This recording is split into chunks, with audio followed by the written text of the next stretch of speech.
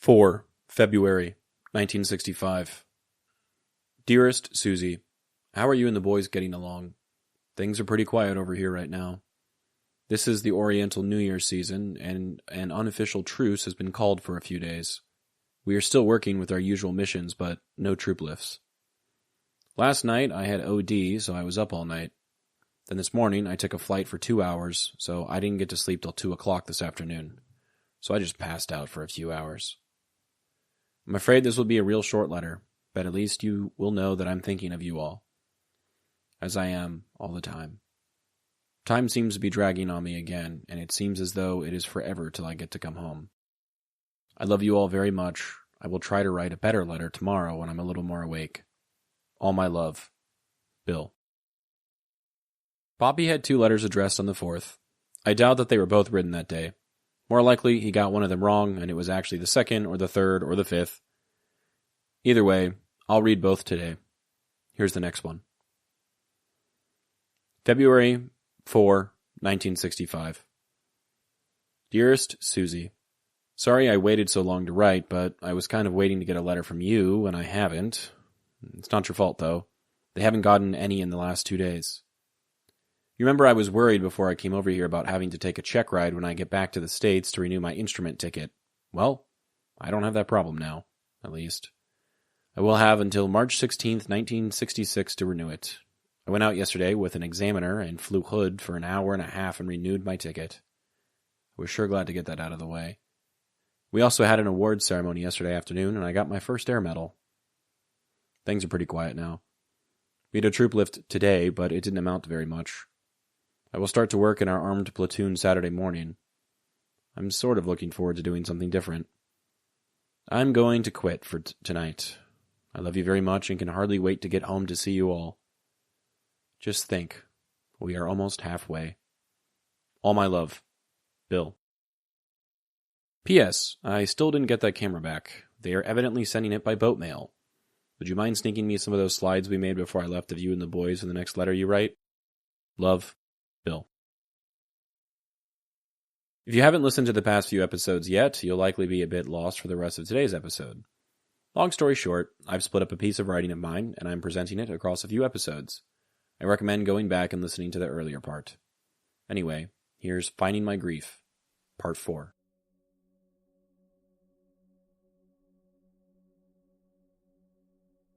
Meemaw, I stated, in amazement after she finished her story about how she and Poppy started their life together.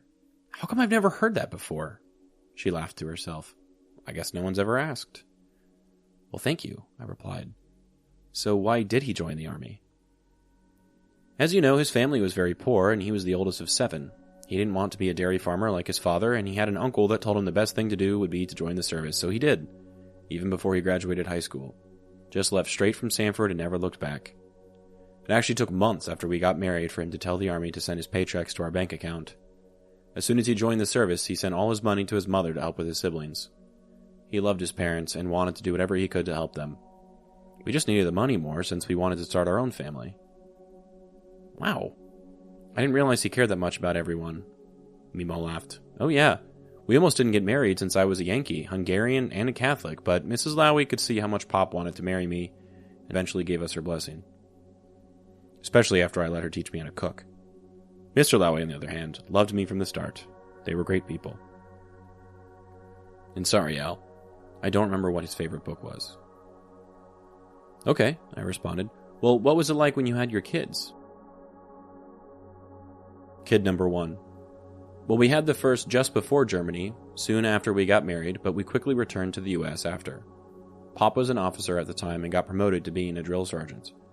Germany was fun, and I wish we could have stayed, but the base was no place to raise a kid. We did have a dog when we were over there, but had to return it because it didn't speak English. So what about yours next, your second, Mimo? Any reason why he doesn't have a middle name? Kid number 2. He was born in North Carolina. Poppy was out in the field on a training exercise when I went into labor, and he refused to come to the hospital to help me during the pregnancy. He hadn't shown up by the time the baby came out, and I kept having one of the other officers' wives call the field to update him and ask what he wanted to name the new baby, but he was so impatient with me that he told me he didn't care and that it was up to me. They wouldn't let me take the baby out of the hospital without naming it, but I couldn't come up with any names. Finally, a nurse suggested his name, and that was that. I couldn't think of any other names and just wanted to go home, so I didn't give him a middle name. That's why his middle initial is S. It stands for space. I laughed. That's not surprising about Poppy, I said through a chuckle. Kid number 3. The third was born in Alabama. Or was it Georgia? When Poppy was training to fly helicopters. By the time he came around, Pop knew I was mad at him for not being there with the second, and as soon as he got the call that I was in labor, he rushed back from training. When I got to the hospital, a nurse said, "Don't worry, Mrs. Lowie. Your husband will be here for the baby." But I knew that was wrong. The baby wanted to come out, and he was born before Poppy could get there. His middle name is Alexander, after my brother. And then my parents told him I'm named after him, which I don't think is actually true. We both laughed. Child 4. Then there was your father. I had him after Pop returned from Vietnam. He was born in Orlando. Pop started fishing when your dad was 4.5 and was gone for a lot of his childhood. The photo I chose for today shows many American soldiers standing at ease in the boulevard of state flags in Vinh Long. It looks like some command officers walking across the frame. Could this be an award ceremony? Feb. 5, 1965. Dearest Suzie. This letter will be pretty short too, I'm afraid. I have to go out and might fly a while, and I want to get this in the mail before I go. I hope that you and the boys are fine. I've enclosed our income tax return. You have to sign it and stamp it and send it in. I asked for the refund in the form of a bond. I hope you don't object. This way, you will get a $100 bond at $75 cost and a check for $24. I'm going to put a note in to make the check payable to you so that you don't have any trouble getting it cashed. Things are the same for me. We do quite a bit of flying, but we aren't really hurting ourselves right now. I miss you more and more, and I love you so much. It will probably take at least 5 years for us to make up for this one. We didn't have any mail come in yesterday or today, so maybe we will get mail tomorrow. Tell Billy I'm still looking for a letter from him, and kiss all 3 of my boys for me. All my love. Bill. If you haven't listened to the past few episodes yet, you'll likely be a bit lost for the rest of today's episode.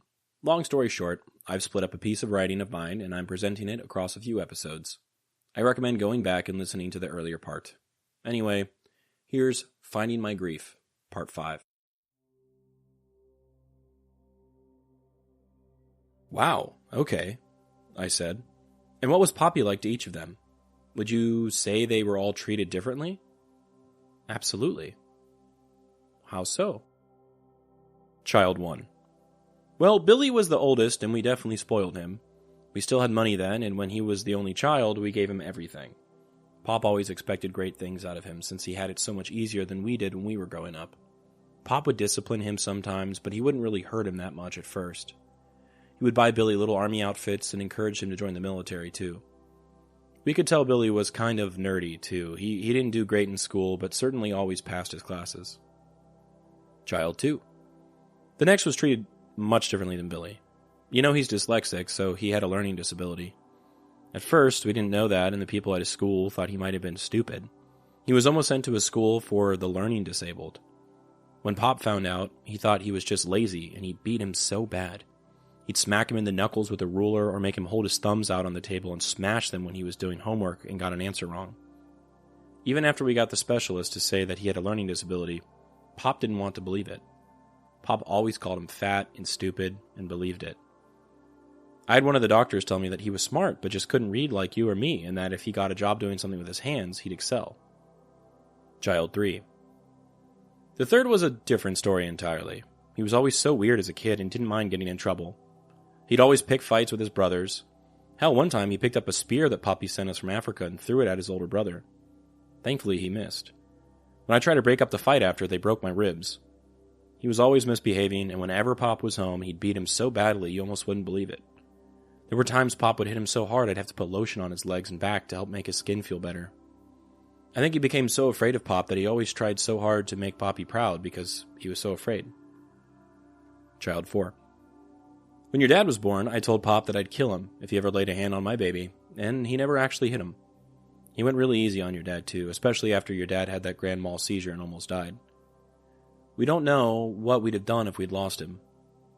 Pop did still call him fat and lazy a bunch, though. That was until we took him to the doctor and found out he had a bone disease in his knees and your dad couldn't run. Pop called him names all the way until the day your dad got surgery, and he realized the doctors weren't just making things up.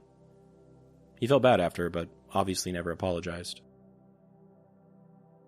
So, I said, do you think that all of the different ways Poppy treated the boys led them to all turn out differently? Like if they hadn't been so far away from each other in age, and if Poppy had treated them more alike, they wouldn't have had vastly different lives when they grew up? Just think about all that they've done in all of their relationships and kids and everything. Why are they so different? Child 1. Of course. Billy got married at 18 to his first wife, who was a few years younger. She lived with us until they moved out. He got a job working at 7-Eleven right out of high school. They even started paying for him to go to college and everything. He didn't even really start classes, though. He got into drugs and hanging out with his friends, playing foosball and things like that. Looking back on it, he obviously had mental problems for a while, but we didn't do anything about it. We couldn't. Pop wouldn't let us talk about it, which definitely didn't help, and I tried to ignore it because of what happened with my mother. Then he and his first wife got a divorce, and he met a second wife, who hated me. She drove him away from us, and he ignored all of us for years. They had their 2 kids, my first grandkids, and she used to abuse those kids so badly. That's why he divorced her. When he finally started coming around us again, he didn't even call me Mom, just Sue. After that, he met his third wife and had his next 2 kids. Once he used her name to scam people and steal money, she kicked him out and divorced him. As you know, after that, we tried to let him live with us on and off, but Pop didn't like it. But I always blamed myself for all his problems. I always told myself that if we had done something to get him help with his head sooner, he wouldn't have been in a bad place. I figured that's why he was homeless so often. He also didn't want to get a job, so he didn't have to pay all the child support he still owed. Now, all 4 of his kids have grown up, with their own mental problems, and whatever else they're going through. Maybe his daughter wouldn't have had all 5 of her kids while on drugs, and maybe his oldest son would still be around today, but who really knows, you know? Child 2. The second got his job as a truck driver, which made Pop proud because he was able to make something of himself without having to read or write. He's done pretty well for himself, too. You know, leading the yard and all. He had his first daughter with his first wife, and after they got a divorce, he met his second wife. They had their second daughter. I think he does a pretty good job now as a father, and he's still with his second wife, so he turned out pretty good. And he's a great grandpa. Child 3. As far as our third son is concerned, that poor boy joined the military right out of high school to make Pop happy. He was such a troublemaker in school, and we were so glad he joined. He went in with his best friend at the time, who also always got in trouble, and we were relieved they didn't get assigned to the same jobs because it wouldn't have been good for either of them. But he traveled the world, and when he got out, he used the GI benefits to get his college degree and master's degree. Pop was so proud to go to his college graduations, and I know he was just trying to make Poppy proud. Then, when he met his wife, we liked her, but didn't like how she kept making him distance himself from the family. They even eloped without telling us. They had their 2 daughters, and were happy for quite some time until he had to travel a lot for work, and, was drinking and smoking all the time, didn't help with things with his own family. He was so hurt when his wife divorced him because he felt like he had sacrificed so much for she and the girls. I'm so happy he left his big job in California, but he was certainly making a lot of money, which seemed to make everyone happy. Child 4. Then there's your dad. He was working practically full-time before he even graduated high school, and we haven't really told any of the other boys, but he helped Pop and I out for a while financially when he was living with us. That could have been because we let your mom live with us for a while when she got kicked out of her house. Did you know that Pop was the one who immediately told her to move in with us when he found out that she was living in her car? He didn't want to hear about any young ladies living on the street and being in danger. Once they moved out, your dad and mom still tried to help us when we needed it. Lord knows Pop never asked for any help, but we certainly appreciated it. Then, when they had you and your brother, and you know what he was like as a father better than I do, he loves you boys so much and has always been so willing to give up anything to help you two. You know what, Alex? When you think about all 4 of the boys separately, they really did turn out so different because of how Poppy treated each of them. Agreed, I said. The photo I chose for today is another photo he took over Bien Hoa after the attack there by the VC a few months ago. A great reminder how vulnerable American bases were during the war. In the business, we call this foreshadowing. 231 days. 6. Feb. 65. My dearest Suzie, I received that nice, long, 6-page letter from you today and was real happy to get it. I have not given up the idea of going to Bangkok completely. I may go sometime before I come home, but I kinda doubt it. It is true that it would be a nice break, but I would be so upset over the money it would cost me and the things I could buy with that money that I wouldn't enjoy the trip. I wouldn't really enjoy it anyway without you. That is why I'm letting Lewis get a sapphire for you. I trust his judgment, and this way you'll have one in case I don't go. While I'm on the subject of the ring, I don't know how much it will cost, but as soon as Lewis gets back and I pay him for it, I will send you some money. I don't know how much I can send, but you can expect something about the middle of the month. Also, I went and sent that camera off for repair, and I don't know what it will cost me. I'm sure I overdid it this month. I should have realized that you would need extra money, especially now. If you run into a bind this month, though, put something off till the 1st of March. I will send you my extra check for sure then. It should be $75. And listen, don't be upset about not saving anything. If you're getting by without our bonds, and I think you are doing fine.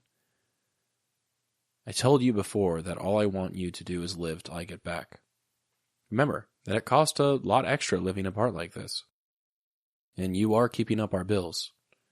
That is the important thing. Don't worry about that moving charge. If you ever get it, it shouldn't be over $40 anyway. And you will have 90 days to pay it. So let's worry about it when and if we get it.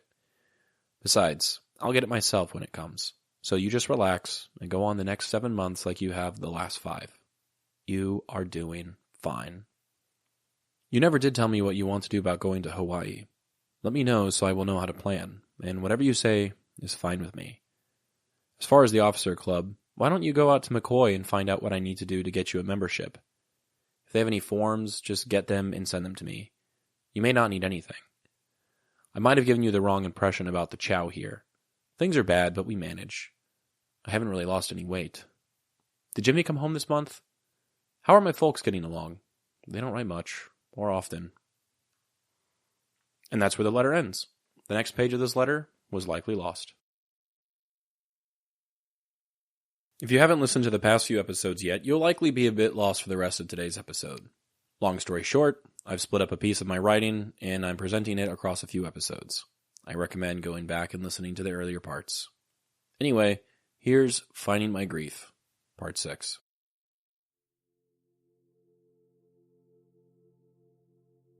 Do you think he changed as a father after he got back from Vietnam? Absolutely, replied Mimo. He didn't drink as much and wasn't as willing to hit the boys. He disciplined them, sure, but nothing like when he got back. It's a wonder my dad got by as unscathed as he seemed to have. Well, by the time Bruce came around, Pop was fishing a lot and wasn't really around much, so I mostly raised him myself.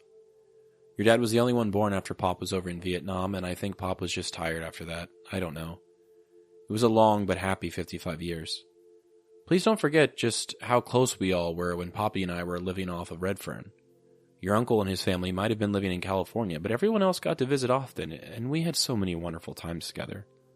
Poppy was happy to be around everybody, and really loved you all. After this particular conversation, I asked her to look at pictures with me and just talk about them.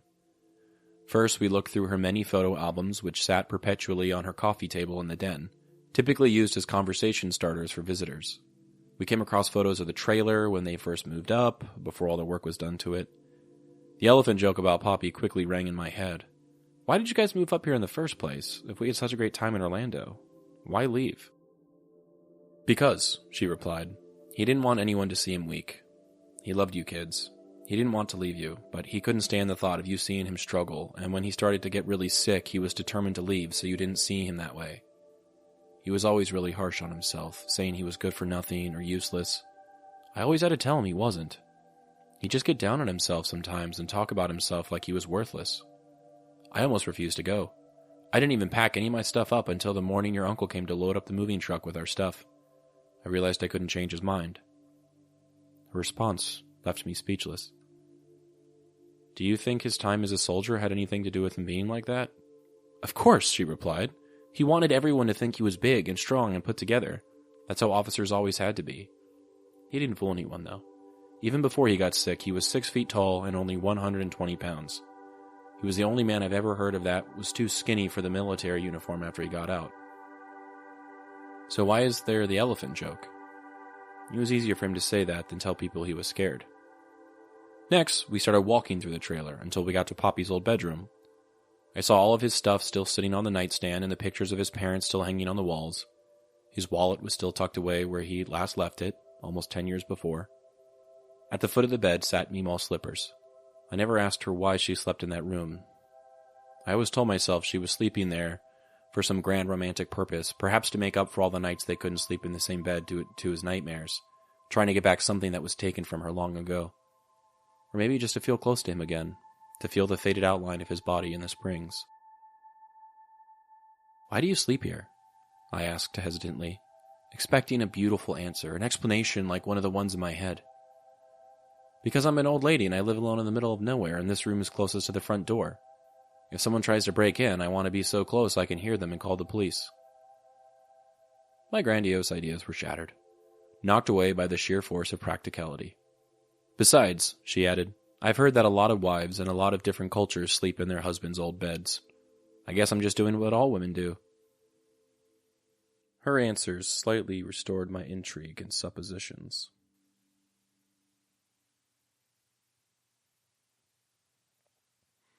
The photo I chose for today is from Hawaii.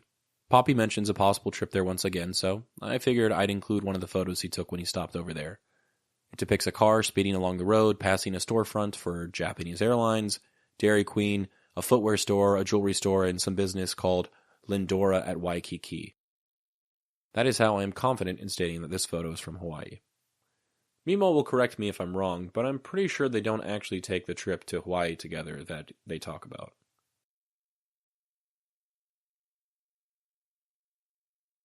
7 Feb. 65. My Dearest Suzie. I suppose by now you have heard the news of the VC attacks on American compounds over here. We got the word about it this morning when we got up, and of course everybody is real upset about it. Now we are all sweating out the dead and wounded list from Pleiku. We had some people from the 62nd and a lot of the 3rd up there. And of course, we have the worry of getting hit ourselves again. I'm in another bad mood tonight, as you can no doubt understand. It seems like for every step we take forward, we go back too. It is hopeless.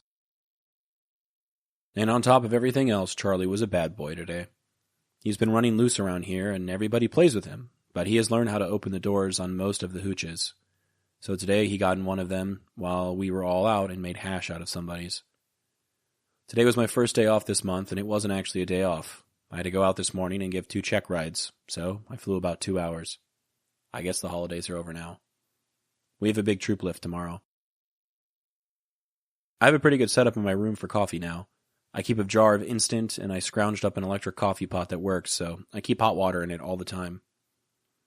Well, you said you liked long letters. Maybe this will make up for the last 2. I love you very much and miss you all. Kiss the boys for me and tell Billy I'm still looking for a letter. Charlie is fine. All my love. Bill. P.S. 8 months isn't so long. It isn't as long as a pregnancy. Bill.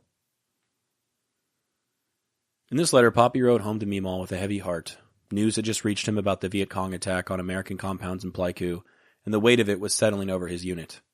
His letter is brief, but the frustration and exhaustion in his words are undeniable. The attack on Pleiku was a turning point in U.S. involvement in Vietnam. In the early morning hours of February 7th, the Viet Cong launched a surprise assault on Camp Holloway, an American helicopter base in the Central Highlands. 8 Americans were killed, over 100 were wounded, and several aircraft were destroyed or damaged. The immediate U.S. response was swift. Within hours, President Lyndon B. Johnson ordered Operation Flaming Dart, a series of airstrikes against North Vietnamese targets. This marked a shift from a primarily advisory and support role to direct military engagement. The Pleiku attack reinforced the belief among U.S. leadership that a stronger military presence was necessary, leading to further escalation, including the eventual deployment of ground combat troops. For the men stationed in Vietnam, this attack sent a clear message. The war was escalating, and the enemy was capable of reaching them where they lived. Poppy and his fellow soldiers weren't just hearing about casualties. They were waiting for names, wondering if their friends and comrades were among the dead. The attack on Pleiku wasn't just a news event. It was personal. Poppy's letter that day captures something raw. He states, "It is hopeless." He says it in frustration, exhaustion, and fear. But what did he mean by it? Was it the feeling of futility, seeing progress erased by every new attack? Was it the realization that no amount of preparation could stop the enemy from getting through? Or was it something more personal? An exhaustion that came from months of relentless operations, sleepless nights, and the weight of knowing that every mission carried the risk of not coming back.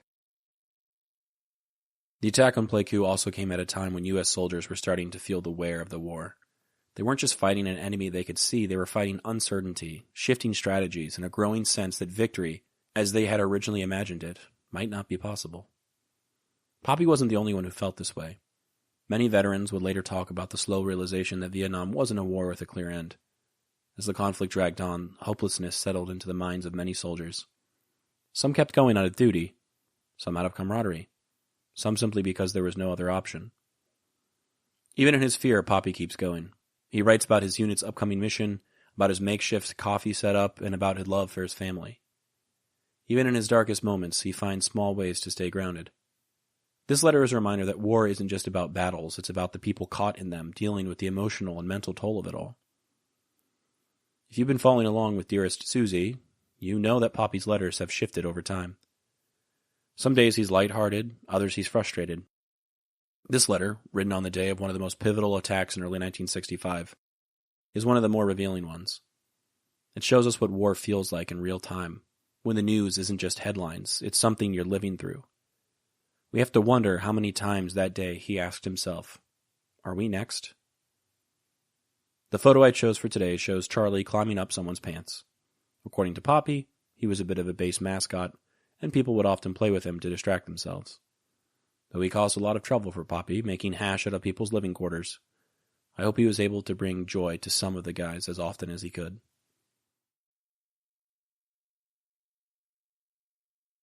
Feb.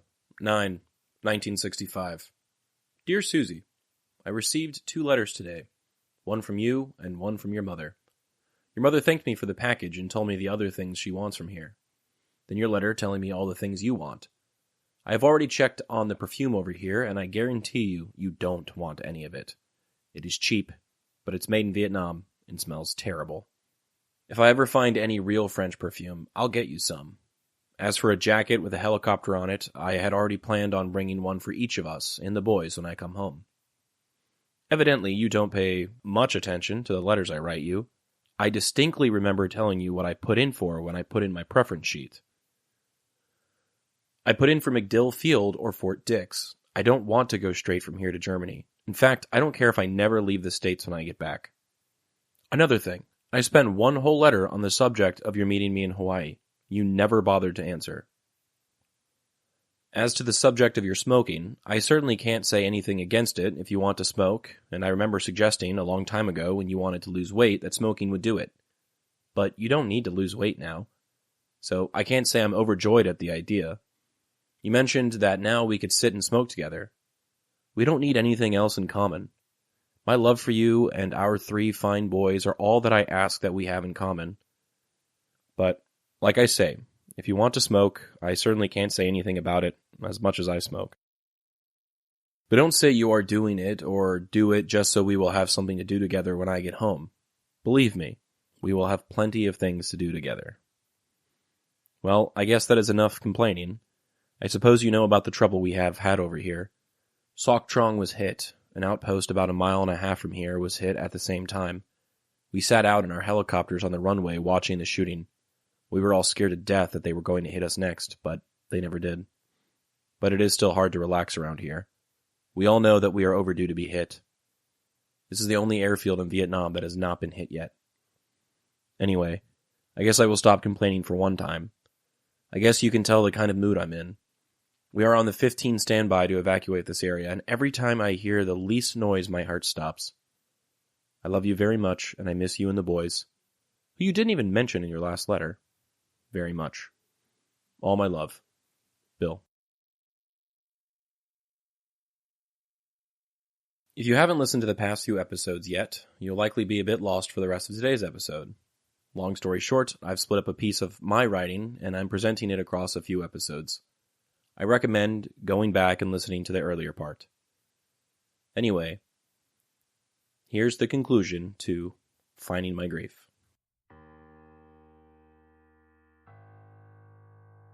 Then, just across from Poppy's office, which held the large pixelated picture Meemaw held during his celebration of life. We came across the first photo they take of a soldier when they finish basic. It faded long ago, but still proudly hangs in her hallway of fame. "Wasn't he so handsome?" she asked proudly. "Very. I wish I could have inherited some of his good looks," I quipped. "No, unfortunately, you look too much like your Meemaw," she replied with a big grin. "Was he a good soldier?" I asked. "Did people like him?" "He was around so many people and had so many jobs. What did people think of him?" "Well," she began, "the best way to answer that question is to tell you this. One day, when we were living on base, he got a call that one of the men he was training went to the roof of the tallest building and threatened to jump. He kept saying he wanted to kill himself. For some reason, they called Bill. I didn't think it was a good idea to call him out there, but they wanted him. When Pop got there, he yelled up to the guy, asking him why he wanted to kill himself. The man yelled back down that the army was too tough and that he just wanted to get out. Pop got annoyed and told him that he either needed to jump right then and there or come down to stop wasting everyone's time. The story would have been unbelievable if I had never met my grandfather, but it sounded exactly like something he would have done. "So what happened?" I asked. She smiled. The guy climbed back down and asked why Poppy had to be so mean to him. I asked Pop that too. He told me that he wasn't mean. He saved the guy's life and stopped wasting everyone's time. That was just how he did things in the army. Finally, we got to the only picture that exists, which features Meemaw and Poppy, their 4 sons, the 4 wives at the time, and all 10 grandchildren. It was a graphic representation of everything Meemaw and Poppy built over the years, even if some parts have come crashing down since. I didn't ask about that photograph. Everything I needed to know, Meemaw was telling me through the look on her face. The pride, the love, the pain, the loss. It was all there. I was there too. The youngest, but certainly not the smallest. My curly blonde hair blowing in the breeze, standing just in front of Poppy and his muted smile. He wasn't the perfect grandfather, father, or husband for that matter, but I still miss him, Al. Me too, Meemaw. Do you still think about him? Every day. In the years since, Meemaw has shared with me something that she and Poppy used to say to each other. We were 2 halves and we still couldn't make a whole. They may have felt that way, but at the very least, to me, they were whole. It was on that trip when we walked through her rickety trailer and sorted through the things they accumulated over 55 years that I found my grief. I was no longer angry at Poppy or his decisions. I didn't resent his apathy or his beliefs. I realized that I couldn't understand why he made the choices he made, but I could try. Among the slides of Vietnam, letters to Meemaw, VHSs no one wanted, large collection of stolen beer glasses from Germany, and mountains of dusty sheets, I found my grief. It was the first real step I could take towards healing from his loss. I may have once been that angry teenager. I may have stayed that way for a long time. But it was through understanding, honesty, the search for truth, that I found a way to grieve. That grief allowed me to heal and start to understand a complicated person better than I ever thought possible. I'm glad I found my grief. I'm thankful I came to an understanding that made it easier to heal. An understanding brought about through a few simple questions and the patience to find answers, even ones I didn't expect. I'm saying all this to say, you can do it too. Thank you for indulging me in listening to that over these past few episodes. I hope you have enjoyed. The photo I chose for today is a picture from a helicopter cockpit on the ground. It is aimed at another helicopter. They are sitting in a field with a forest around them. 11 Feb. 65. Dearest Suzie, how are you and the boys getting along? I suppose you know how things are over here. We are on a continuous 30-minute alert. It is pretty rough right now. I sent your ring off this morning. If you don't have it already, you will get it pretty soon. I'm sorry that I couldn't get it to you by Valentine's Day, but I didn't miss it by much. I hope you like it and that it fits. I think Lewis did a fine job picking it out. I wouldn't have done any better, I'm sure. I would like for you, if you can, to get by this month without any money from me. If you have to put anything off till payday, do it. I'll be sending you a check around $75 payday. And if they pay me for W-2 for half a month, it will be more than that. This promotion will mean a $40 a month raise for us. But I want to save some this month, so I can pay for the repair of the camera and get it in the mail to you so you can get me some slides. And don't worry about working this camera. It is all automatic. Town is off limits to us now. It has been since the trouble started in Pleiku. And no telling how long it will be before we can get down into town. Did you hear anything on the radio about the trouble at Sok Trang? They were mortared the other night, but no one was hurt. They were lucky. I'm sorry I couldn't send you and the boys a Valentine. The PX doesn't have any, and we couldn't get into town, although I'm sure they didn't have any either. But anyway, I think you know that you, Billy, Brian, and Brett are my only Valentines. I love you all very much. Sincerely, Bill. In this letter, Poppy mentions the attack on Sok Trang, which was an important military location during the Vietnam War, primarily because of its airfield. The Sok Trang Army Airfield was used heavily by the U.S. Army aviation units, especially helicopter squadrons. It was strategically important due to its location in the Mekong Delta, where the Viet Cong had strongholds and often launched attacks. In early February 1965, the Viet Cong launched a series of attacks across South Vietnam, including the attack on Pleiku, which led to a U.S. retaliation known as Operation Flaming Dart. These attacks signaled an escalation of the war, pushing the U.S. closer to full-scale involvement. Poppy's letter mentions that Sok Trang was mortared, but that no one was hurt. This suggests a typical Viet Cong tactic, harassing fire on military installations to disrupt operations, damage equipment, and shake morale. Mortar attacks were often quick and unpredictable, forcing soldiers to remain on high alert, which aligns with him mentioning that they were on continuous 30-minute alert. Why was it attacked? Well, the airfield at Sok Trang supported helicopter operations, which were vital for reconnaissance, troop transport, and medevac missions. The Viet Cong would have wanted to weaken these capabilities. It was also close to VC-controlled areas. The Mekong Delta had a strong Viet Cong presence, making U.S. outposts and airfields prime targets for attacks. Even if the attack didn't cause significant damage, it would have kept soldiers like Bill on edge, as he expresses in his letter. The fear of a larger attack would have worn on morale. Poppy's tone talking about this attack suggests growing frustration and exhaustion. He mentions that town is off limits, meaning increased restrictions for soldiers who are already under stress. He also talks about how it's difficult to relax because they know they are overdue to be hit, a feeling that would have been common among soldiers stationed at air bases like Sok Trang. He also mentions the PX, which stands for Post Exchange. This was essentially a military-run store on bases where service members could buy goods, kind of like a general store for the military. PXs sold essentials like toiletries, snacks, and gifts, but also larger items like electronics and even jewelry. They were a small slice of home, offering American goods that brought comfort in a war zone. Things like Coca-Cola, cigarettes, magazines, and even vinyl records. But the PX wasn't just about shopping. It was also a social hub. Soldiers would stop in to browse, chat, or just take a brief escape from the pressures of duty. Some PXs even had barbershops, tailors, or small restaurants like snack bars, or later, even fast food chains.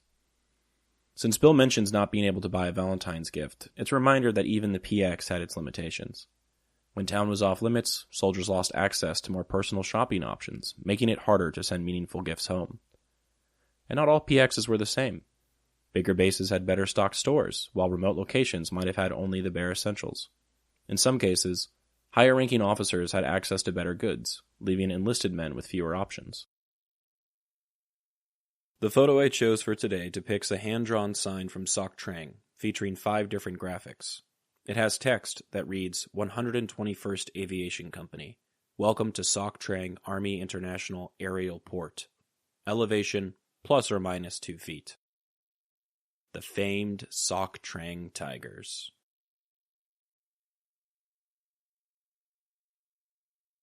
(14 Feb. 65) Dearest Suzie, today I got a thank you card and a Valentine card from your mother. Better watch her. I'm only kidding. I enjoy hearing from her. Yesterday, I got the cards from you and the boys and a letter from B. That bracelet didn't fit Audrey's arm. I was sorry to hear that. Our promotion orders came down yesterday, but they haven't given them to us yet. I guess they are waiting until they can get the whole company together and make a big deal out of it. I don't care about all that. All it means to me is about $40 a month more and the title, Chief. Otherwise, news from here is short. We are still restricted and on a 30-minute alert. It is a pretty rough life, but at least we are almost halfway finished. B told me that John's girls got the dolls and they liked them. I was glad to hear that. But I kind of thought John's wife would write and let me know they got them. We had another troop lift today. If we keep up at that rate we're going, I'll have so many air medals when I come home I won't have room for all of them. Today was a real quiet one, though, I'm glad to say. Tell the boys that I miss them, and I love you all very much. Thank you for the Valentine's cards. They were cute. Don't worry about the tape. I have about given up on getting it too. All my love, Bill. Poppy's reaction to his promotion in this letter is pretty telling. He's not interested in the ceremony, just the pay raise and maybe the title. That attitude was common among enlisted soldiers and warrant officers, who often saw promotions as just another bureaucratic step rather than a major personal achievement. Since he refers to himself as Chief, he was likely promoted from Warrant Officer 1 to Chief Warrant Officer 2, WO1 to CW2. In the Army, warrant officers are a distinct category between enlisted personnel and commissioned officers. Unlike traditional officers who focus on command and leadership, warrant officers are technical specialists, highly trained in their fields, whether that's aviation, engineering, or intelligence. For helicopter pilots, like Poppy, warrant officer promotions were largely based on experience rather than command authority. As a WO1, he would have been considered a junior officer, still proving himself. As a CW2, he gained more seniority and credibility, but his role remained centered on flying missions rather than overseeing troops. If he continued advancing through the warrant officer ranks, the highest position he could reach would be Chief Warrant Officer 5, CW5, a rare and prestigious rank reserved for the most experienced technical experts. However, at this stage in his career, Poppy's focus clearly wasn't on climbing the ranks. It was simply on getting home. To modern ears, a $40 pay increase doesn't sound significant, but in 1965 that was a noticeable boost in income. Adjusted for inflation, $40 then is roughly equivalent to $400 today. Military pay was structured on strict schedules, so any bump in rank provided a predictable financial benefit. Soldiers relied heavily on these pay raises to cover unexpected expenses, send home gifts, or save for the future. In his letters, Bill frequently mentioned money matters, planning for household needs, paying for repairs, and making sure Suzie could manage without extra funds for a month if necessary. His concern about finances was practical. Even though the military provided housing and some essentials, enlisted families often had to budget carefully. The increase in rank also meant potential access to additional benefits, like better housing or allowances. Despite the official significance of a promotion, Bill's day-to-day routine likely remained the same. His duties as a helicopter pilot wouldn't change drastically just because he advanced to chief. That being said, there were still tangible benefits. Higher-ranking officers often had better housing, better food, and more respect among their peers and superiors. While these changes were sometimes subtle, they contributed to an improved quality of life. Additionally, senior warrant officers were given more input in mission planning and operations. Poppy's experience in combat zones meant that as he climbed the ranks, his opinion would carry more weight. However, as he mentions, he wasn't interested in the prestige. He just wanted to get his job done, earn his pay, and come home to his family. Poppy doesn't seem particularly interested in the formalities of a promotion ceremony. He suspects that his superiors are waiting to get the whole company together to make a big event out of it, but he clearly doesn't see the need for it. This was a common sentiment among soldiers, especially those deployed in active combat zones. To them, these ceremonies were just another military tradition, important for maintaining structure but not necessarily something they personally valued. Military ceremonies served a larger purpose. They reinforced the hierarchy, instilled discipline, and acknowledged achievements in a formal way. Some soldiers took great pride in these events, while others, like Poppy, saw them as unnecessary distractions. For pilots constantly flying dangerous missions, formalities took a back seat to the reality of their work. However, in a setting where camaraderie and morale were crucial, these ceremonies also provided a rare chance to pause and recognize accomplishments, something that can mean a lot to validate one's actions in an environment where life was unpredictable. The photo I chose for today shows us the Mekong Manor Officers Club, a place I know that Chief spent a lot of time with his friends. 16 Feb. 65. Dearest Suzie, I received the tape from you today and was glad to get it. I was tickled at the boy. I'll bet you have your hands full with them. I'm glad Shirley likes your pins. I will get her one and send it to you as soon as I can get into town. I'm scared to go into town, although it is not off limits anymore. I still don't go any more than I have to. I'm about to go stir crazy because I haven't been off the compound in about 2 weeks. The walls are closing in on me. The camera didn't come back yet. I'll get it in the mail to you as soon as I get it. We finally got our orders last night, and of course, we all got drunk. The old man made a big production out of it, with pictures and newspaper accounts and everything. You might pay attention to the Orlando papers. They may carry the article next month. They will also probably carry the article about our awards, too. We will probably have an awards ceremony next month. I know that I have already earned 6 air medals, but it takes a long time to get them. There is not a lot going on over here right now. I just wish things would stay this quiet for the next 7 months. I love you all and miss you very much. Kiss the boys for me. All my love, Bill. In this letter, Bill writes about something that gives us a glimpse into how the war was being portrayed back home, newspaper coverage. He tells Suzie to check the Orlando Sentinel because their unit might be featured along with an upcoming award ceremony. This small detail reveals a lot about how soldiers like Bill understood their service and how families back home followed the war through local news. During this stage of the Vietnam War, newspapers still framed American involvement in an overwhelmingly positive light. Articles focused on acts of bravery, awards, and achievements rather than the day-to-day realities of combat. While Bill's letters often express exhaustion and frustration, the version of the war that would appear in print was much more polished, highlighting commendations and ceremonies instead of the strain of constant alert and isolation. Bill himself acknowledges the public-facing nature of it all, mentioning that their commanding officer made a big production out of their orders, complete with pictures and press coverage. For families back home, seeing a loved one's name in the newspaper was often a point of pride. It was a way to feel connected, to believe their sacrifices were being recognized, and to reassure themselves that their soldier was doing well. But that kind of public recognition didn't always match the private experiences of those actually fighting. Bill's letters show how isolated he felt, stuck on the compound, afraid to go into town even though it was no longer off limits. The walls were closing in on him, yet back in Orlando, the headlines might tell a very different story. The military played an active role in shaping how the war was reported, working closely with newspapers to highlight achievements and boost morale. Bill's mention of the upcoming award ceremony is a reminder that these moments weren't just for the soldiers. They were carefully documented and sent back home to reinforce the idea of progress. But, as we'll see in later letters and have already seen, the reality of Vietnam was far more complicated than the stories printed in the local newspaper. I was fortunate enough a few years ago to go to the Library of Congress and actually do a bit of archival research on this project. One of the things I did was look through nationally popular newspapers in the U.S. for mentions of Poppy or the 114th Aviation Company.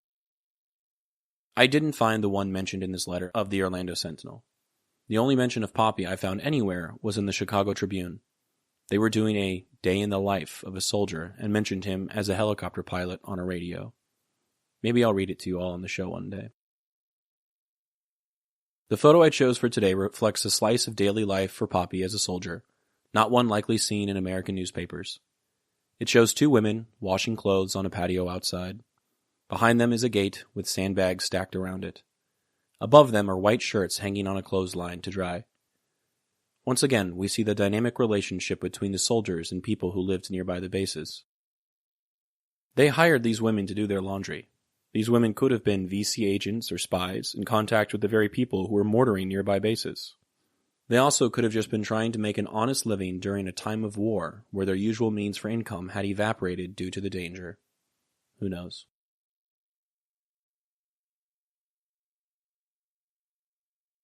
"18 Feb.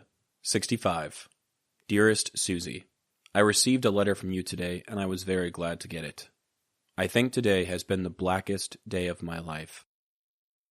I went out to shoot auto rotations with Captain West, my platoon leader. I tried to show him a good straight in auto-rotation, and I crashed. I am afraid that the helicopter was totaled, and I guess we are lucky to be alive. But I am probably finished as an IP. I got your tape yesterday, and I really got a kick out of the boys. Things are about the same over here, although I guess this is the worst I have ever felt since I started flying. Please excuse this short letter. I can't seem to get my mind on writing tonight, but I love you very much, and I need you, especially right now. All my love, Bill. This letter is unlike any of the others we've seen so far. Poppy has written about exhaustion, stress, and even moments of fear, but this time his words carry something different: self-doubt. The phrase he uses to describe the day is striking: the blackest day of my life. Considering that he has already faced enemy fire, high-risk missions, and the constant uncertainty of war, this statement carries a heavy weight. Something about this crash cut deeper than anything he had experienced before. As a pilot, Poppy knew the risks of flying, especially in Vietnam, where helicopters were constantly under strain, heavy loads, unpredictable terrain, and relentless combat conditions. But this wasn't a crash in combat. This was a training exercise, a controlled maneuver meant to demonstrate skill and precision, and yet it ended in disaster. He doesn't dwell on the physical damage, though we can assume the helicopter was a total loss, since he writes, "I'm afraid that the helicopter was totaled, and I guess we are lucky to be alive." Instead, what truly weighs on him is what this means for his role.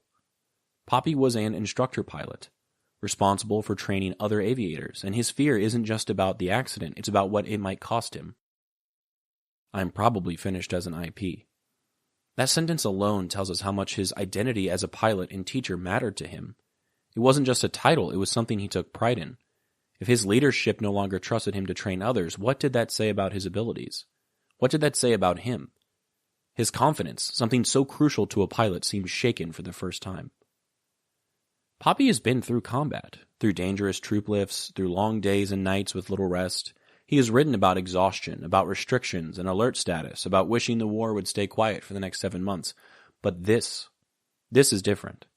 His letter is short, almost hesitant, as if he can't bring himself to say more. Even when things were difficult before, his letters always contained details, updates, and observations, but now it's as if he's struggling to find the words. It's telling that this is the first time we see him truly rattled. Combat was dangerous, but it was also expected. There was an understanding that enemy fire was part of the job. A crash during a training exercise, though? That felt different. That felt avoidable. And for someone who prided himself on his skill, that realization had to sting. He writes, "I guess this is the worst I ever have felt since I started flying." That's a strong statement, and it tells us just how much this moment affected him. Perhaps the most vulnerable moment in this letter comes at the very end. Poppy doesn't just sign off with love, he reaches out in a way he hasn't before. "I love you very much, and I need you, especially right now." It's raw, almost desperate, and it shows just how shaken he is. There's nothing Suzie can do from halfway across the world, but just writing to her, knowing she'll read his words, seemed to be a form of comfort. Throughout his letters, we've seen how much he relies on the connection to home. It's what keeps him grounded, what gives him a sense of normalcy in a world that is anything but normal. In this moment of doubt, she is the one person he turns to. This letter isn't about reporting his day or making conversation, it's about reassurance. He needs to feel that despite what happened, he is still the man he was before the crash. That he is still the husband, father, and pilot that he wants to be. This letter marks a turning point in Poppy's deployment, not necessarily in terms of his career, but in terms of how he sees himself. Up until now, his letters have been steady. Even when things were difficult, he seemed to take it all in stride, but now, for the first time, he sounds uncertain. He doesn't just sound tired, he sounds lost. It makes you wonder, how does he recover from this? How does he pick himself back up and keep flying? And perhaps the most important question of all, does this moment change the way he sees himself as a pilot? The photo I chose for today depicts a crashed helicopter in a field. This is almost certainly not the one Poppy was flying, but it is at least a good example of what it could have looked like.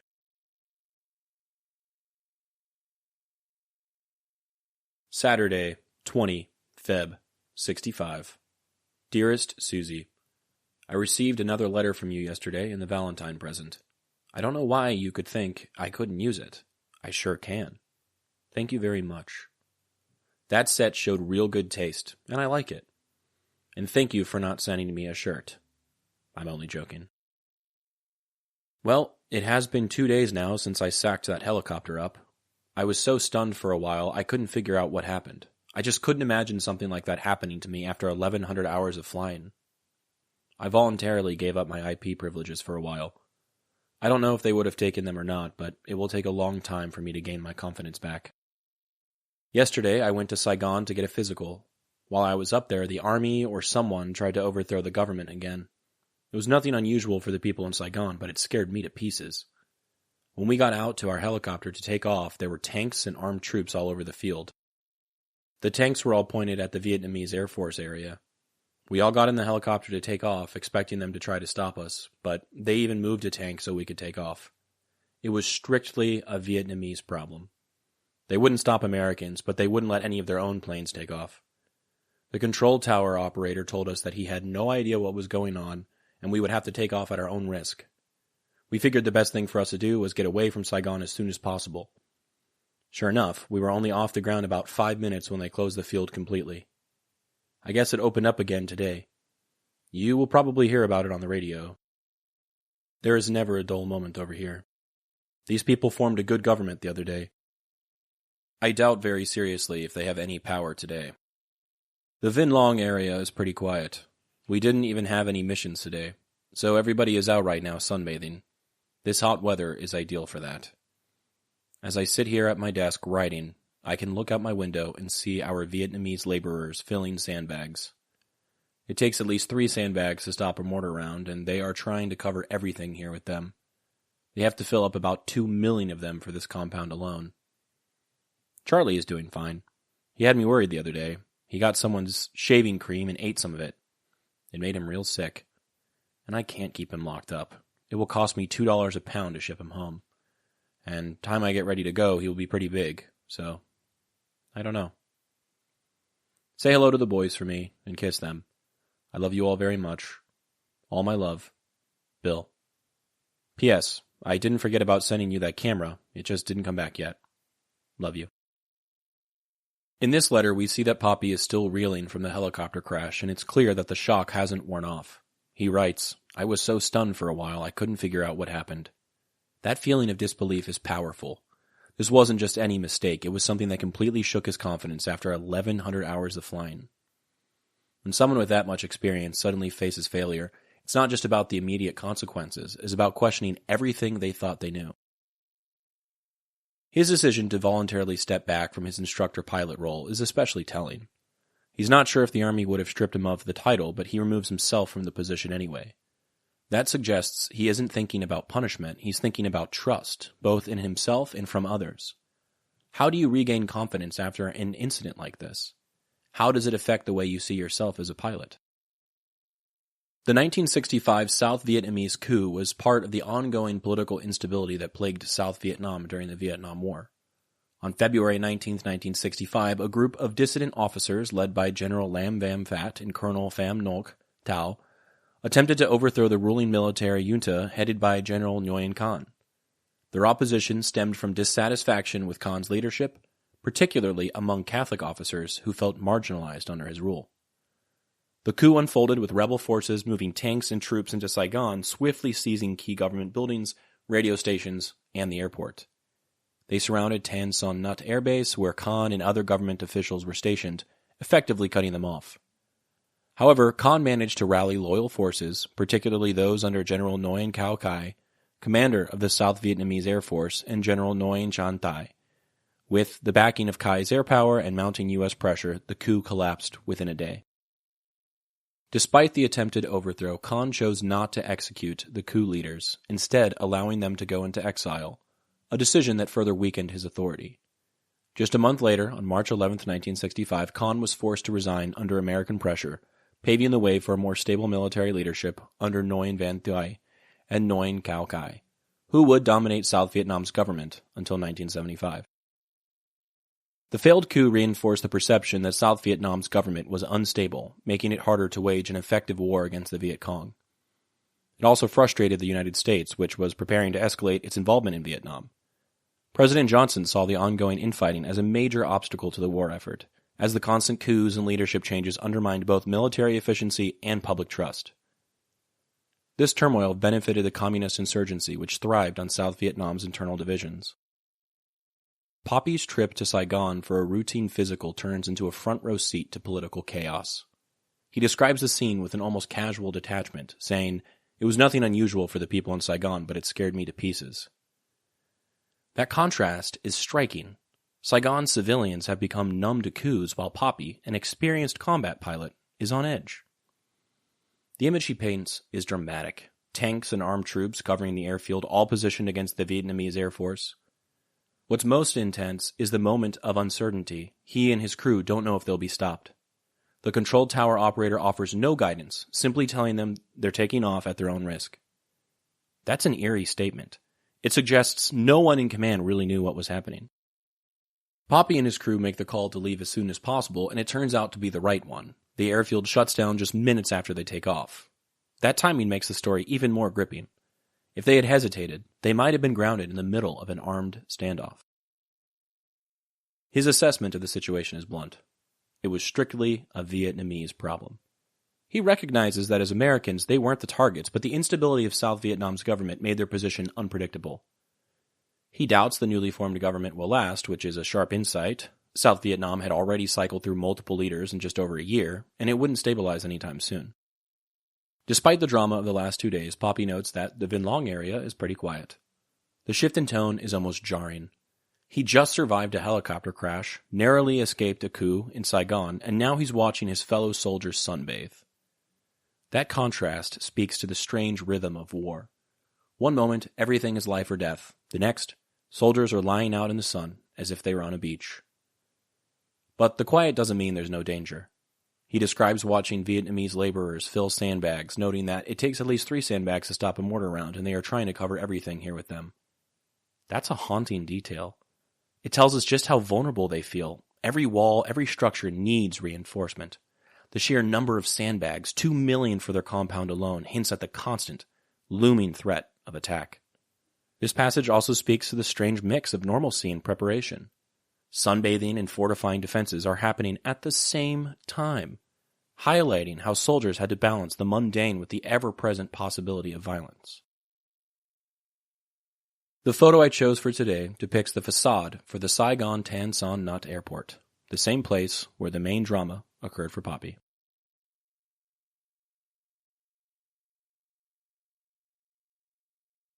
(1965) 02/22. Dearest Suzie, I received your letter yesterday saying that you and Brett had been sick, and I was pretty sorry to hear it. I'm glad you are over it now. I hope Brian enjoyed his birthday. I didn't forget it, but I couldn't get him anything anyway. But I promise I will make up to all 3 of them when I get home. I'm sure that by now you must have received your ring. Does it fit all right, and do you like it? I still haven't got that camera back yet. I'm afraid that they are sending it regular mail. If they are, it will be a couple of months before I get it. I got another letter from your mother yesterday. She sent me $5 and told me to send her another souvenir if I could find something she liked, or else buy cigarettes with it. She mentioned before that she would like to have one of those musical jewelry boxes, so if they ever put town back on limits, I'll get her one of them. I haven't been overworked lately, but the pressure over here is terrible right now. We went on a troop lift yesterday. We only flew 2 hours all day, but we ran into a mess of VC in one area and got 2 aircraft shot up. No one was hurt, though. And of course, since all the trouble up north, we have been on alert down here. We have at least 2 gunships up all the time, and our mortar fires continuously at night and makes it almost impossible to sleep. But we are surviving, and just think we only have 6 months and 35 days left. I love you all and miss you very much. Sincerely, Bill. The episode today will hopefully be brief. Today is a big day for me. It's my wedding day. On an occasion such as this, I like to reflect on things. In the context of this show, is there a lot to reflect on even? Well, if I compare myself to my grandfather, we are seemingly 2 drastically different people. At 28, I'm getting married. He was married 9 years before that. I have no kids. He had 3 and another within 4 years of returning home from Vietnam. I've spent most of my adult life at college. He spent most of his up to this point in the military, on a base, doing some sort of training or exercise. I'm not a pilot and can barely drive a car for that matter. He was in one of the first warrant officer classes for helicopter pilots. I don't have much money. Poppy, on the other hand, well, maybe we are more similar than I thought. All jokes aside, how are he and I the same? Well, his letters tell me that although he's strong, he's also fragile. He sees things that nearly break him completely while in Vietnam. The older I get, the more fragile I realize I truly am.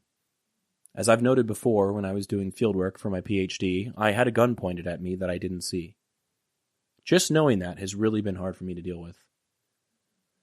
At this point, Poppy has gotten fired at regularly in his 5 months overseas. He's been around mortar fire and rockets and so much more. When I think about things in those terms, comparing who I am and where I'm at mentally and emotionally to him, I really start to understand why he was the person he was when he got back. He's already noted a few times why he's turned to alcohol to cope with his experiences. Meanwhile, I joke with my friends about how I completed my comprehensive exams for my master's degree while drunk because it was easier to write that way and fight off the anxiety of the task at hand. I know it wasn't healthy, but I did it. He had a thirst for knowledge and was, according to Meemaw, an avid reader. He loved his parents and siblings, but was trying to do better for himself and his family. He liked teaching people around him. He loved to take photographs. He was clever and ambitious and analytical and straightforward. These are all things I'd like to think I got from him. I inherited. But can personality traits even be inherited, or are those learned? Would he have even taught me those things himself if they were learned? What I'm trying to say, in less space than in Finding My Grief, is that if I take a moment to reflect on things, this work has helped me understand who he was as a person and who I am. It's helped me relate to him, even though he's been dead for over 12 years. I'd like to think that those things that made him him, whether they be in material form through his letters and photographs or through his spirit, through his personality and character traits, are the things that I have lived on through me and my dad and my brother and the rest of my family. I have a friend who is a pharmacist, and I was talking to him about the COVID vaccine a few years ago. I was worried about the side effects. His response was, "A good thing you get from a drug is also a side effect. You can't get the good ones without some bad. You just have to hope that there's more good than bad." Perhaps that's the same for the things we inherit from our family, that we adopt from our friends. We'll get good and bad. You just have to hope that, after everything is said and done, you got more of the good of Poppy than the bad. I like to think I did. Either way, this is obviously pre-recorded. I hope you all have a wonderful day, and as always, I appreciate your time and interest. If there are any family or friends listening to this, either on the day it's posted or any time after that, please know that I love you all very much. This experience has been a blessing. I can't imagine Poppy would have said the same about Vietnam, but at least I can say that about getting the opportunity to present his letters. The photo I chose for today appears to be taken in the middle of an early morning troop lift. It is blurry, perhaps taken in a hurry. It is dreamlike in nature. The colors are muted, faces are unclear, helicopters are barely hovering in the air in frame. It's one of my favorites.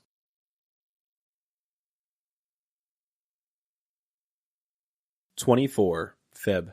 65) Dearest Suzie, I received your letter today saying you got your ring. I was sure glad to hear that you liked it. I was beginning to worry about you getting it. It took long enough getting there. I hope everybody is over the virus down there. I guess this is the right time of year for it. You didn't congratulate me on making chief. You hurt my feelings. Ha ha. How is Billy doing in school these days? You haven't mentioned him in quite a while. I still haven't heard from John and Flo, but I'm sure it is as you say about her being sick. When you write your mother again, tell her that I will send her something as soon as I can go to town. It is still off limits. I will write to her soon.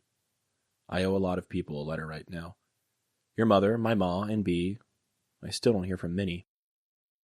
On air medals, I haven't been awarded any yet, but I have earned 7, It will probably take another 2 months before we get the first one, but we will probably get 3 or 4 at one time. Don't worry, I will send you the medal itself when I get it. I'll be bragging about it. Everything is the same over here. We flew all day today. We worry about being overrun all the time. In fact, we had an outpost about 4 miles from here overrun today. About 20 troops killed and I don't know how many missing. Never a dull moment. I love you all very much and miss you more than you can ever know. All my love, Bill. Poppy made international news once, and it had nothing to do with Vietnam. He was arrested and detained by Papua New Guinea for allegedly fishing illegally in their waters when he was a tuna boat captain, long after his time in the service. He always said he knew he was screwed when the man walked in with the bone in his nose and feather in his hair and was allegedly the judge.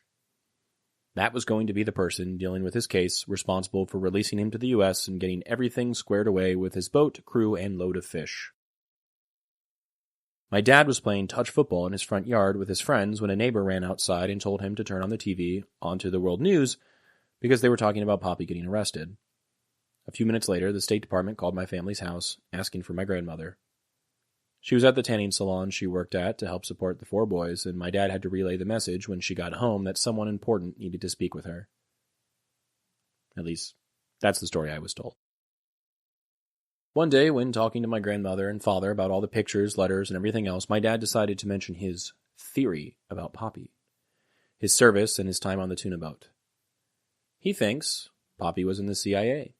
Well, maybe not in the CIA, but a contractor for the CIA? What a good cover, huh? When Poppy died, we looked through his things, and we found papers that he had to fill out in the early 60s when the CIA did a background check on him. There was even a paper Mimo had to fill out swearing she wasn't a communist and listing character references. In that case, the arrest wasn't for fishing, it was for something else entirely. I don't particularly know why he'd be spying on Papua New Guinea, but who knows? Is my dad's theory well-founded in logic and reasoning, based on evidence and confirmation from Poppy? Or is it an attempt for a son to make up a story to explain why his dad was never around when he was growing up? Instead of being a drunk, could his dad transform into some CIA contractor saving countless lives and doing things he couldn't even tell us about because they were so important? You tell me. What would be easier to live with? What would make it all more worth it? The photo I chose for today depicts a group of guys standing around a helicopter. They have papers and look to be planning something. The airplane appears to be on an airfield or some sort of base with a gate and fencing in the background. Perhaps this was a common sight for Poppy before his missions, as he and his comrades planned their flights together.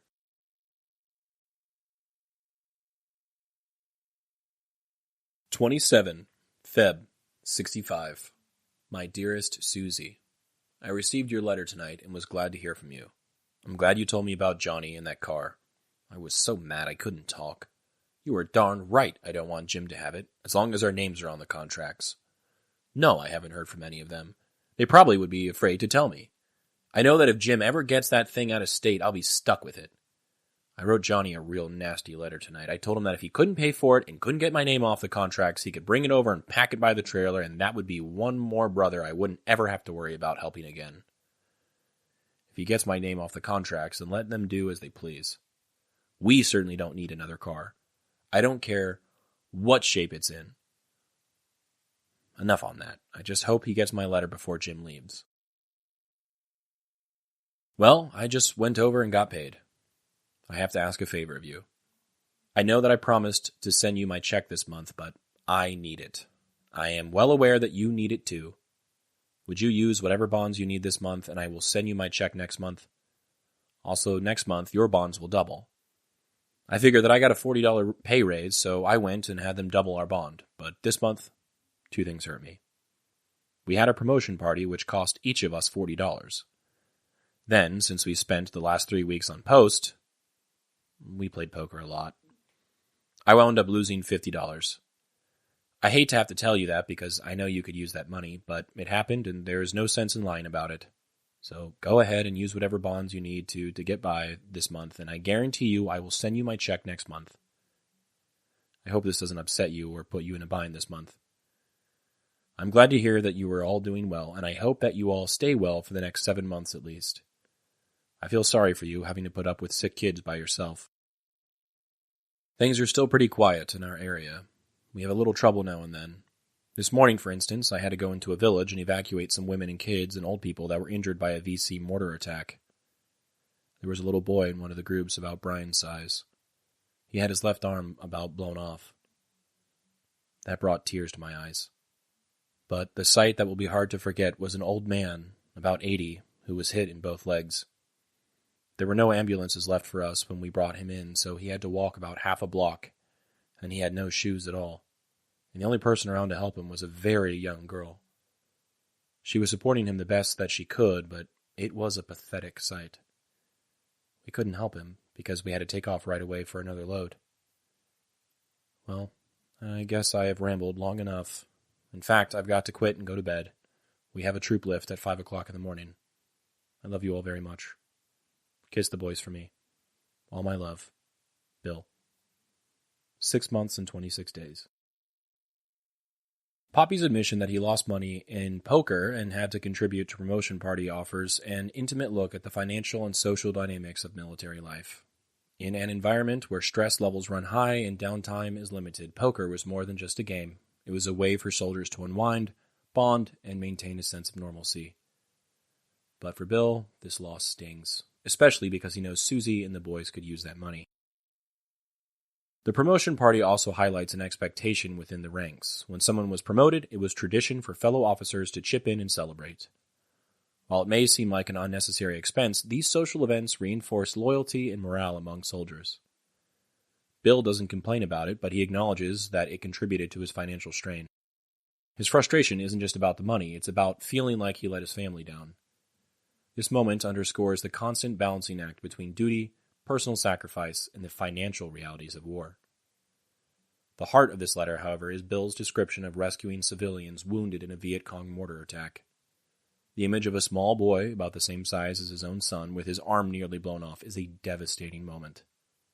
It's clear this hit Bill on a personal level. He sees his own child in this suffering boy, making the war feel even more immediate and personal. The fact that this experience brought tears to his eyes speaks to the emotional weight of what he had witnessed. Perhaps even more haunting is the old man, hit in both legs, forced to walk barefoot with the help of a young girl because no ambulances were available. The sheer desperation of the situation, coupled with Bill's inability to stop and help, highlights the brutal efficiency of war. There simply wasn't time or resources to provide aid beyond getting people out of danger.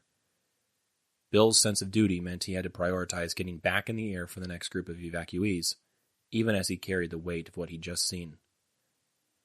These stories reflect a broader tragedy of war, not just for the soldiers fighting it, but for the innocent civilians caught in the crossfire. Bill is not just a soldier in these moments. He is witness to immense human suffering, forced to move forward even when he wants to stop and help. The photo I chose for today was taken by Poppy from his helicopter. It depicts a group of Arvin soldiers evacuating people towards the helicopter over a hill. The soldiers are carrying someone in a makeshift stretcher.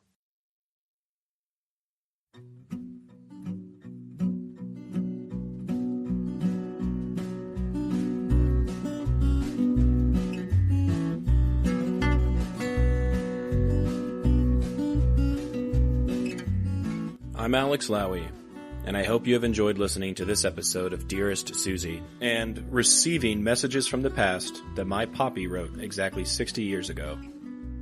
I sincerely appreciate your time and interest. Please consider following the podcast on your preferred platform, and if you're enjoying it, I kindly ask that you take the time to rate the show and leave a review. Also, please follow the project on YouTube, X, and Instagram. All likes, comments, shares, and reviews will help grow the reach of this story. The links for these things should be in the description of this episode.